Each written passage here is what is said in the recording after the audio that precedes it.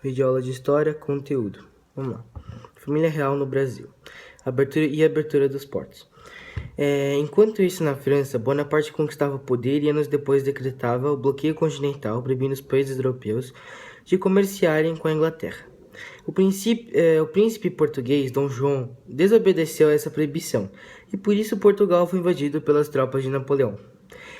Com a invasão de Napoleão, Dom João ele acabou se mudando para o Brasil e protegido pela marinha inglesa com 10 a 15 mil pessoas acompanhando ele. Em março de 1808, Dom João chegou ao Brasil e desembarcou no Rio de Janeiro. Com a transferência da família real portuguesa para o Rio de Janeiro, o eixo político e econômico do Império Português, antes situado em Portugal, deslocou-se para o Brasil. E com a mudança da corte portuguesa de Portugal para o Brasil, aconteceu a interiorização da metrópole. O que foi isso?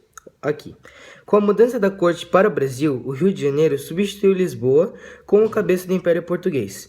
Durante sua permanência no Rio de Janeiro, Dom João estabeleceu a sua corte uma aliança com a elite de São Paulo e do Rio de Janeiro.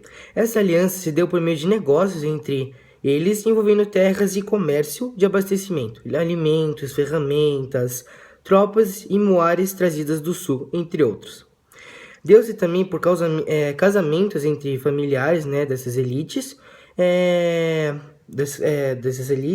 e de empregos concedidos por Dom João aos membros dessa elite. Essas relações sociais e mercantis com a elite do Centro-Sul levou ao enraizamento da corte portuguesa no Brasil. Ok? Bom, agora a abertura dos portos. Bom, com a chegada da família real no Brasil, Portugal ele acabou fazendo um pacto, com a Inglaterra. Por quê? Porque Portugal ele acabou fazendo, como posso dizer, um acordo entre chamadas de nações amigas. E a única nação amiga praticamente de Portugal era a Inglaterra, porque ele estava comercializando direto. E também porque nenhum país da Europa ia se meter com Portugal, porque justamente o bloqueio continental decretado pelo Napoleão. Ia ficar difícil comercializar, né? Então nenhum país queria entrar em guerra com Napoleão, né? E é isso, olha, dias depois da chegada de Dom João, ordenou a abertura dos portos brasileiros. E qual era o significado, na verdade, dessa abertura dos portos? Para o governo português não havia alternativa, pois Portugal estava ocupada pelas tropas francesas. Além disso, a corte portuguesa no Rio queria continuar se abastecendo de mercadorias importadas. Para o Brasil, a abertura dos portos significou o fim do exclusivo comercial metropolitano, isto é, o controle do comércio do Brasil pelos portugueses e liberdade de comerciar com outros países. Para a Inglaterra, a abertura também foi vantajosa, pois agora poderia vender suas mercadorias diretamente para o Brasil.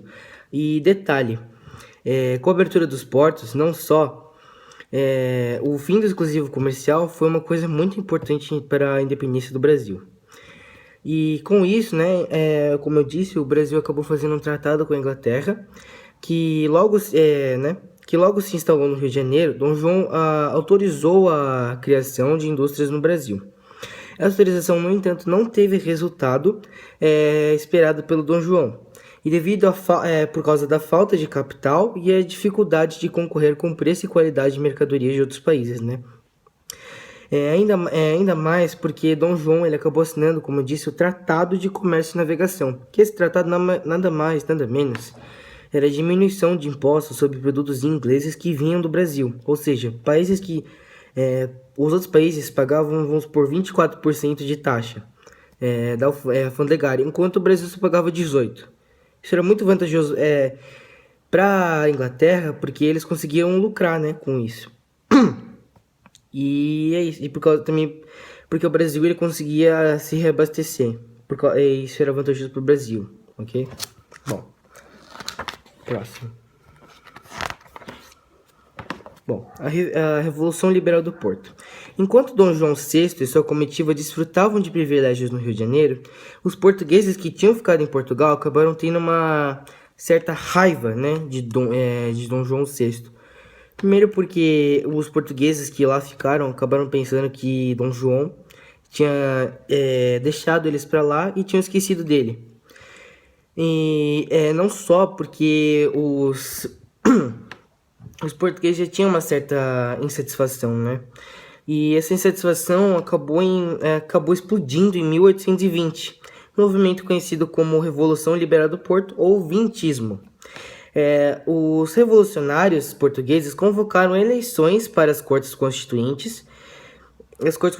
A maior parte dos deputados, né, da corte portuguesa decidiu que Dom João VI devia voltar para Portugal e também ter imediatamente, na verdade, voltar para Portugal imediatamente e ter seus poderes limitados por uma constituição. As cortes portuguesas transformaram as capitanias em províncias que passaram a ser governadas por juntas governamentais eleitas localmente, ou seja, o Brasil agora era províncias, né? E no Brasil havia dois grupos políticos principais, um formado por militares e comerciantes portugueses que apoiava a volta de Dom João VI para Portugal, outro liderado por homens de Gonçalves, Ledo e José Bonifácio, composto por fazendeiros. Esse grupo lutava por maior autonomia para o Brasil no interior do Império Português. Na verdade, eu acabei avançando o conteúdo, mas na verdade era assim, que tinham pessoas que não queriam que Dom João voltasse e tinham pessoas que queriam que ele voltasse. Os que queriam eram os portugueses, os que não queriam eram esses movimentos populares aqui feitos no Brasil, né? Pressionados pelas cortes portuguesas, Dom João resolveu voltar para Portugal. Antes disso, porém, deixou seu filho, o príncipe regente do Brasil, assim garantiu para sua família um governo rico e território no Brasil. Bom, a pressão das cortes portuguesas.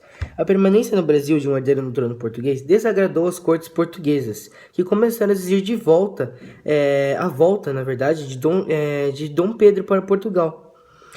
A elite luso do Brasil, do Centro-Sul, por sua vez, iniciou um movimento para convencer Dom Pedro a ficar.